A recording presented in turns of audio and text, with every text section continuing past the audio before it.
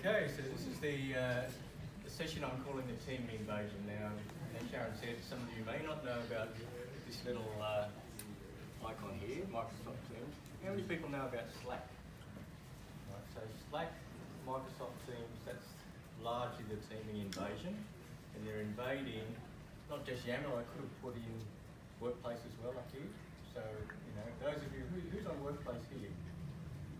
Are you looking at rolling out Microsoft Teams as well? We're not, but our IT is. You're right.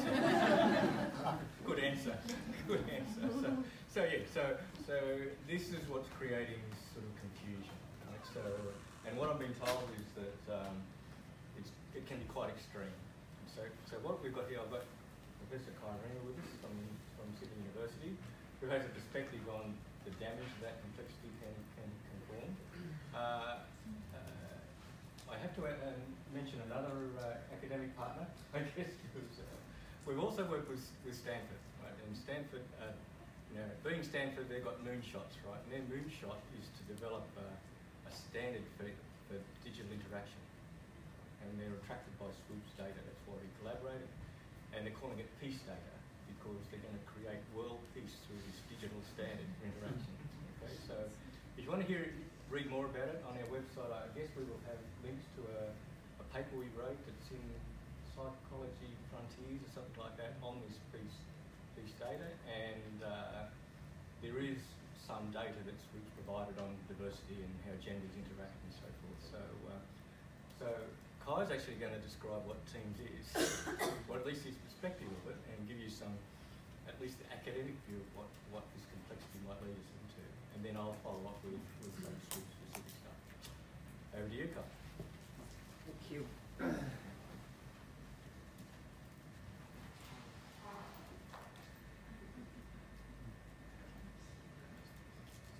So I've been coming to Teams off the back of years of research that I've been doing on Yammer, starting all the way back in 2009.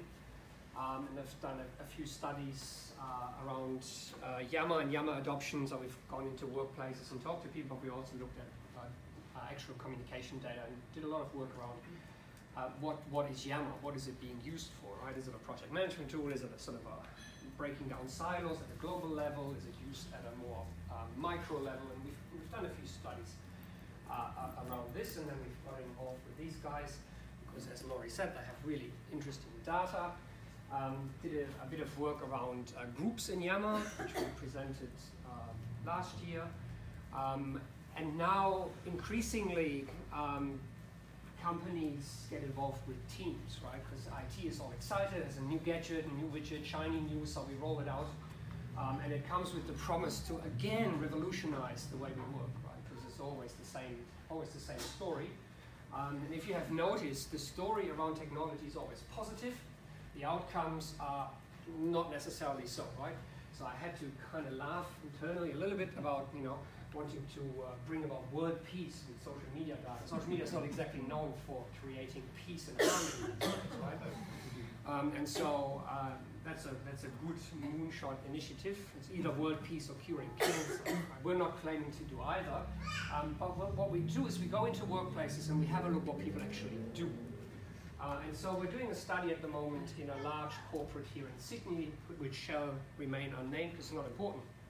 But they also have the vision that they're going to revolutionize the way in which people collaborate by rolling out teams, okay? Which is good. It also kind of puts the IT function in a new position, right? It's no longer about installing stuff and give it to users on behalf of a business division. Increasingly, the IT function thinks about how can we actually provide ideas for how to work differently. So I've said in a couple of training sessions that they do, which are no longer just click here, click there, but more like giving people ideas on how they could work. Now, with Teams, that's really interesting because Teams is a mess. Right? You can do all kinds of things with Teams in all kinds of different ways. It's super flexible, which is a blessing and a curse because it puts people in this situation where, as a team, using Teams, small t, capital T, it's really difficult to figure out how to actually work. And so that's the situation. So let's have a look at what Teams is.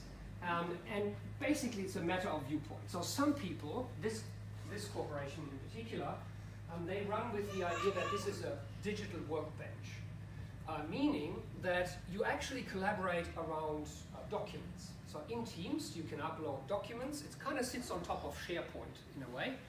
So you have your Office documents there because it's an integral part of Microsoft's vision for Office 365. So their idea is, if you work together in a team on Office documents, you're going to go into Teams and you're going to edit your documents inside Teams, because everyone can then see who made what changes.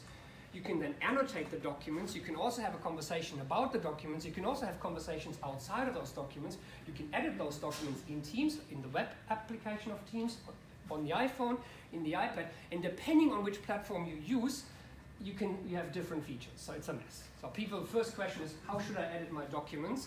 And what happens when? So that sort of raises a whole complexity around what do I do with my documents. And then the question arises, how to actually talk about what we're doing. So you can leave a track changes comment in the document. You can leave a comment on the document in Teams, or you can have a conversation about your work in Teams. Again, a whole bunch of complexity around this. But this idea being, you store and share documents, you work on documents, and you talk about documents. So that's the workplace or the workbench perspective around Teams. Then the other one is more the sort of Slack narrative, right? So Teams being a team discussion stream. So you actually focus on the team and their discussions, and then you might also have some documents that you can share. But depending on where you start, whether you come to Teams from the Slack narrative or you come to Teams from the SharePoint or Office narrative, you end up with different ideas of what it might be. Now, Teams as a product supports all of these ideas, but it leaves you as a team to actually figure out what this thing should be for us and how we should be working. So it puts a lot of onus on the team and the team leaders and the team managers and whoever gets involved in shaping work practices to come up with social conventions on what to do. And so, depending on which way you look at this Teams thing, you come up with different ideas, right? So if you come from the Office 365 world, then Teams is just the way in which you will engage with your Office documents as a team, yeah? So if you're a sole worker, you can use your own computer. If you're in a team, you want to share documents. You can put them up on OneDrive and share them, or you can put them up on SharePoint and share them, or you can put them in Teams and share them. You can also put them in Yammer and share them, you can email them in Outlook. So Microsoft really gives you all kinds of different options to work with documents. And unfortunately, most organizations use just all of them, right? So no one knows where the documents are anymore. So Microsoft has figured out that they have created this mess, and Teams is now the solution because everyone's sort of supposed to put all the documents in Teams now. Obviously, legacy systems will continue to exist, so you're just adding one more option to, put your documents. You get my drift.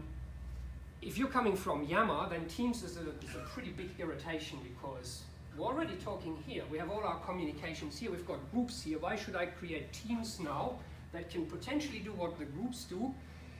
And yeah, Yammer isn't great to work with documents, so maybe we try that. But now you have group communication in Teams, and you have some Yammer groups, and it's really not quite clear and it's not clear, right? So again, the organization has to come up with ideas of what's Yammer for and what's Teams for. And Microsoft, of course, has some marketing collateral that will tell you exactly what it's for, but that is usually not how the world works out there anyway. So if you come from the Slack world, then Teams is just a replacement. But then it's much, much more. Have I mentioned that you can also do video conferencing in Teams? No? Yeah, you can. So if you come from SharePoint, then Teams is a revelation because SharePoint is not great, as we know, from a user point of view. Yeah? I don't think it's great from an administrator's point of view either. But Teams technically is just it's a fancy front end for SharePoint. So it sits on top of SharePoint. So all the kind of problems with shared access to documents and version conflict, it will inherit from SharePoint in some way, shape, or form. Now, this is interesting. Microsoft also has a task planning and management tool that integrates with Teams. So one of the teams that we've researched in this organization, they actually approach this project in a very structured way. Every task has a document and that is set up in planner, there's different roles who gets to create and review and edit and then approve a document. You can do all of this on top of Teams, but again, now we're in a very structured workflow environment. So Teams can also support workflow if you put a Microsoft Planner on top of it. Again, super flexible, but it just increases complexity because one team might work in a very structured way, and therefore the communications might be fairly hierarchical. It's very policy driven in this case, right? There's good reason why you do it in that way. But then you end up with the conversation data in Teams. They will very much reflect how this workflow is set up. So it's not really an organic team environment in that sense. And then of course, you've got OneDrive.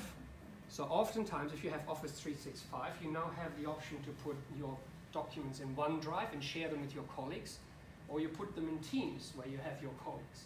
So again, it's, you know, Microsoft gives you two different ways here to share documents. Well, three if you count SharePoint. And then of course Skype, because, you know, Microsoft bought Skype, never really integrated it. Now they've created Teams, which has a bit of Skype functionality, which means people now ask questions, if we do video conferences, should we do Skype or Teams? Right? That's on top of Zoom and everything else that companies usually have access to, or Google Hangouts and what have you not. Now, and depending on which way you look at Teams, it's different things, right? So it's not quite clear what it is. But it is quite a powerful tool for a team once you figure out how to actually utilize it to work and communicate around your work with documents. But really, from a Microsoft point of view, the work on documents is really what drives this and how they sell it, which makes it quite different from Slack, which is just a lightweight messaging tool with, you know, where you have different teams. It's often sort of put on par with Slack, but the flavor once you start working with documents is quite different. What makes it even more complicated, well, I go back to this later, probably this first.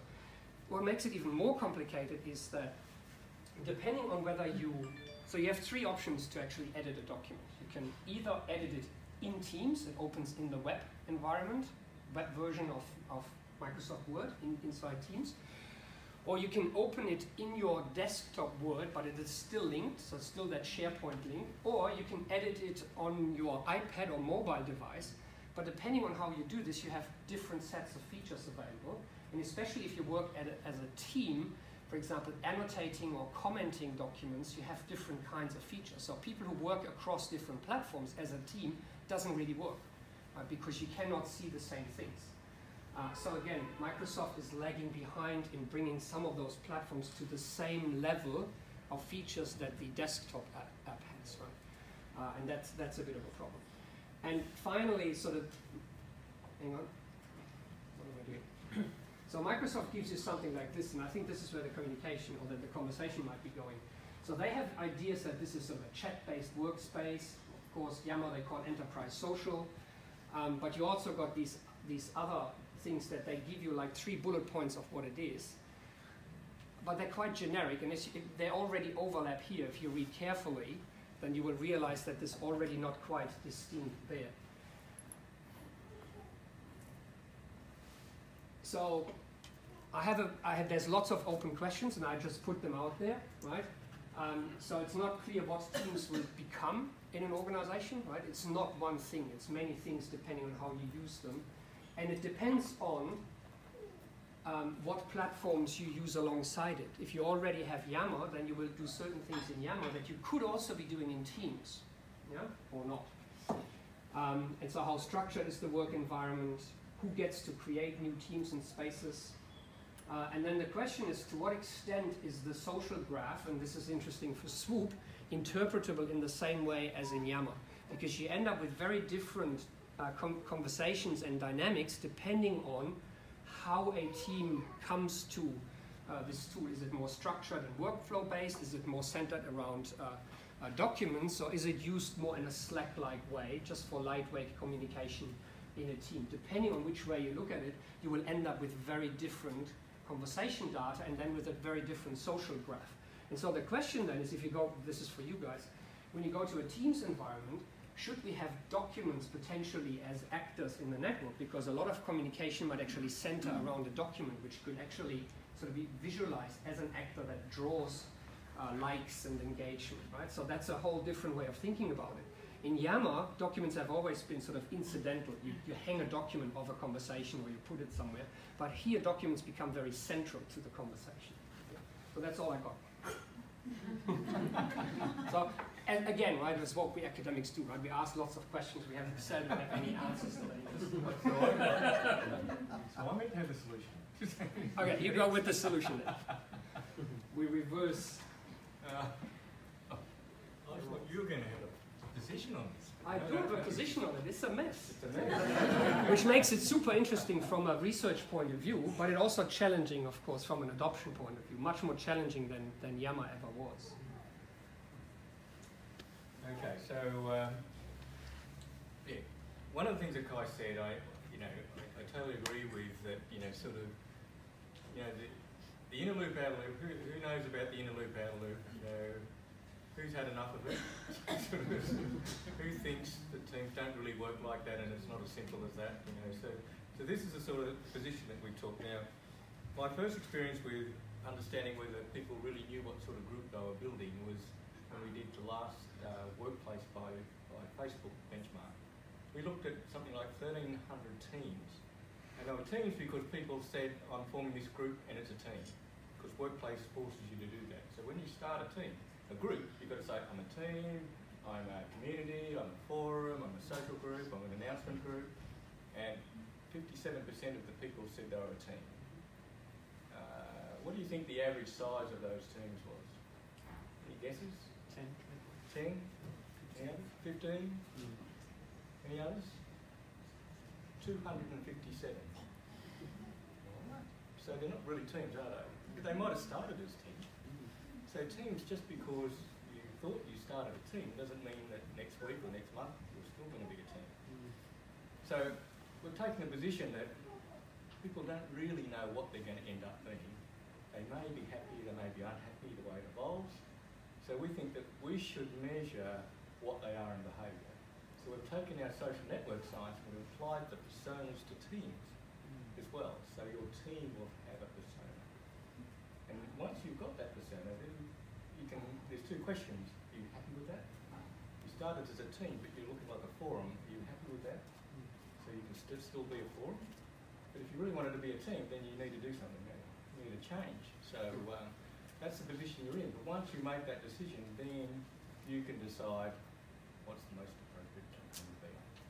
Okay, so that takes away some of the complexity, but not all of it. All right, so, Laurie, can I just say something that, because Kai and I had this conversation a couple of weeks ago, is when Workplace offers you the option of what is your team when you create it, team is the first option. It's up the top. So, so it could be I don't care. I just want to get through this process. I think the majority of people that are creating a group, they just want to get past that screen and get on to the next one. So it's not sort of really working like the filter that they want to be. So it is a little bit different. Now we've only just started to analyse teams, right? So we've only got a few hundred teams, and with smaller organisations, the average size is around 20, 25, something like that. So it's still not the nice less than 10. But it's not 200, right? So it is an improvement. So it might be worth, Laurie, just can you recall how many groups on Workplace had less than? Was it 5? It was only about 5% of those 1,300 actually had less than 10. What I would say the optimal. The research tells us that once you have a team bigger than 10, your productivity starts to drop off, and it's measurable. Right? In fact, the optimal is sort of 4 to 8. I think 6 is sort of like a sweet spot. Now that's not digital teams, but that's sort of teams in general. So, once you get up around in the teams or what have you, you've got to start thinking about, are you the most as productive as you can be? So back to this. I mean, this is a very simple characterisation of, well, if you're a single leader team or a self-directed team, and there's certainly research around that, you probably should be in teams. If you're in a forum or a community of practice, you probably should be in Yammer. If you're a disconnected group, then you probably shouldn't be in either. You should do something about that. Right? A disconnected group is basically one that doesn't have a common core, it has factions or what have you. So in SWOOP for teams, you'll get classified, your team would be classified as one of these. Now it might change according to the time frame you pick and all that sort of stuff, but it'll give you a sense, that and the team map will give you a sense of how you're operating. So what I've done then is I took that data and I said, all right, well, let's have a look. So those 4 parameters I talked about before, KPD is key player dependence. You know, so how much do you rely on a single key player? So that's like the single leader. The core is how well connected is the group by the leader. So how much is the leader connected with the rest of the, so if the leader is only connected to 20% of the members, then it'll have a very small core. If it's connected to all of it, then it'll be a very big one. Reciprocity, the two-way connections, so in the network maps, we colour those connections red. That means that it's like if you reply to a post and then they reply back to you, then you've created a two-way connection. If you do it a lot, then it's a strong two-way connection. So that's reciprocity. And I've talked about the gallery. So when we looked at, I had about 700 Yammer teams I picked from a few organisations, and about 200 teams, groups. And largely Yammer did tend to have more of a reliance on the key influencer than, say, a team, which I think is probably good news. The core, the teams tend to be connected more across. A lot of that could have been because of the size, because Yammer has quite a variation in size and also the sample, but nevertheless, it was, and you would expect that, that's not a surprise. The two-way connections in the team we expected it to be bigger, but it was a fair bit bigger, right? So you are getting a lot more cohesion in team than you are in a Yammer group, on average. And I think, you'd expect that, but maybe not the same. The gallery, I would expect the Yammer gallery to be bigger, but that could be our sample as well. But taking that and saying, all right, let's have a look at the Yammer groups that have teams in them and the teams that have groups in them, Yammer type groups. And when I do that analysis, we find that there's about 14% of groups in Yammer that are behaving like teams. And we have about 33% of groups in teams that are behaving like groups. Right? So, and I think, I think we're going to continue to see that. What we're saying at SWOOP, we're not saying you should move necessarily. We're saying you should be aware that this is the way you're operating. If you're actually a community and you want to be a team, then you need to think about how to restructure that group. Whether you take the core out as a private team, rehost the community back on Yammer or something like that, or even still on teams. It's up to you. But there's some re-engineering to do if you don't match. If you do match and you say, yeah, I'm a forum and I like being a forum, I started being a team, but now I'm a forum, I like that. And you're on teams, then you need to think, well, am I on the right platform if I want to be a high-performing forum? So it's as simple as that. That's the approach we're taking. Let's continue the conversation. We started it earlier, but based on this, what other sort of comments or issues are you actually facing in this technology choice? Any other comments? Probably the biggest thing I see in this is it would be really useful as a tool to have the conversations that actually make a difference. Because to me, yeah, Teams is messy. Right? But what's messier is the fact that teams in the business are jumping straight to the technology. They're not having the Alistair type designing collaboration conversations. And so having a tool that can kind of say, look, the data is showing that you're saying you're using Teams really effectively. Maybe there's some questions that the data will serve up. Yeah. We can go back to them and say, maybe it's time to do a little reset. What are your intentions as a team? How are you actually teaming? What are you working on? Why? Because everyone I just see is jumping to technology still. Yes. And it's I like, think that's a good point. Before you do that. I think, we haven't been back to interview the teams or groups that have had this stilted start. We're just at the beginning of that. But my sense is that it will be, in fact, they've already told us, I will just turn it on. People said we have to use Teams now because they're going to shut down Skype, rah, rah, rah. And so you get this very stilted performance, sometimes never getting out of the forming stage, they never get there. And I think, you know, to Alice's strength, I think some of the high performing ones have had a purposeful start.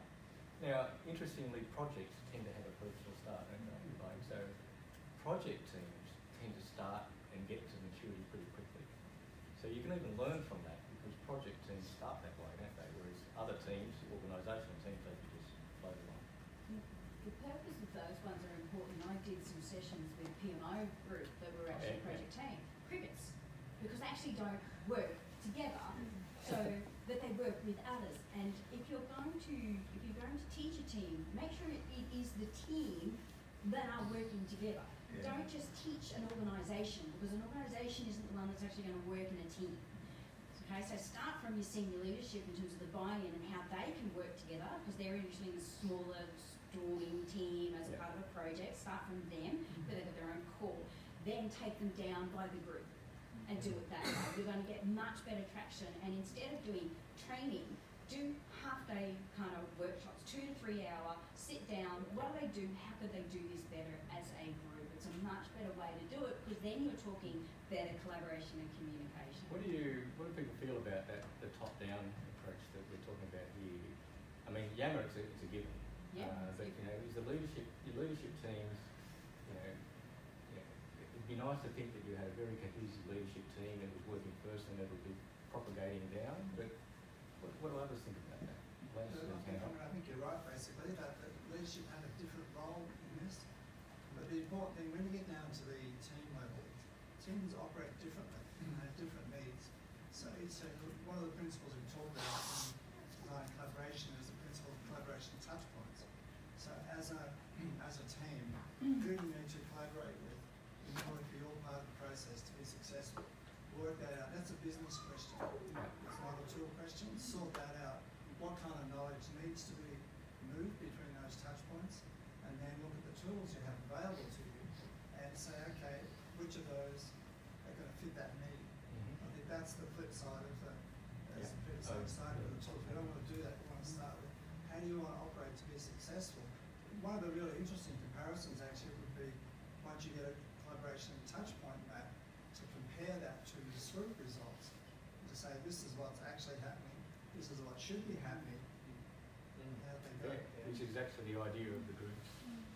Actually. We are rapidly running out of time, and what I would like for us is to continue the conversation outside, or down here, or online, or somewhere else out here.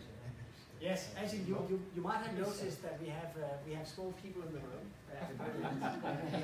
Oscar, the youngest swooper. The youngest swooper ever, and Erin, mum, and granddad as well. Yeah.